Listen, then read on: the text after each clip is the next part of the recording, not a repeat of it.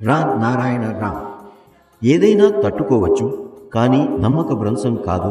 నేను ఈ సంస్థను ఎలా ఏర్పరిచానో చెప్పాను. నా అనేక లేఖలు, చిత్రాలు నాశనమయ్యాయి. వారు ఏమి చేయాలనుకున్నా నేను భ్రాంతి చెందను. నా శిష్యులకు బాధ తగిలింది. నేను నా గురించి చెబుతున్నది నా ప్రశంస కాదు. నేను పదవి కూర్చుని ఠాగూర్ కాలేదు.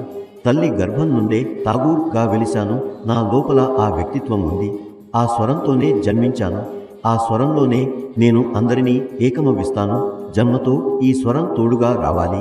దీని సాక్ష్యాన్ని అనేక మంది వివిధ రీతులలో పొందారు. గురువులు మరియు మహనీయుల పరీక్ష కూడా ఇలాగే జరుగుతుంది.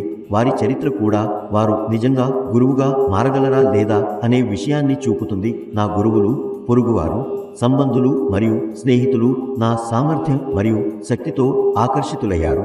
నేను చిన్నప్పటి నుండి ఆ స్వరాన్ని తోడుగా తీసుకుని వచ్చాను. అందున ప్రపంచమంతా ఏకమవుతుంది. నా మనోబలంతో ప్రపంచాన్ని ఏకపరిచేస్తాను. ఆచరణాత్మక బేసే ఆధ్యాత్మికతకు బేస్. అందుకే నాపై వచ్చే ఇన్ని దాడులు, ప్రతిఘాతాలు మహనీయులపై ఎప్పుడూ ఉండేవి. నేను గురువుగా ఉండి లాభపడాలనుకోను. శ్రమించి జీవిస్తాను. దొంగిలించలేను. కాబట్టి భ్రాంతి చెందాల్సిన అవసరం లేదు. వేదాలు నమ్మకం కదా, వీటిలో ఎలాంటి వివాదం లేదు.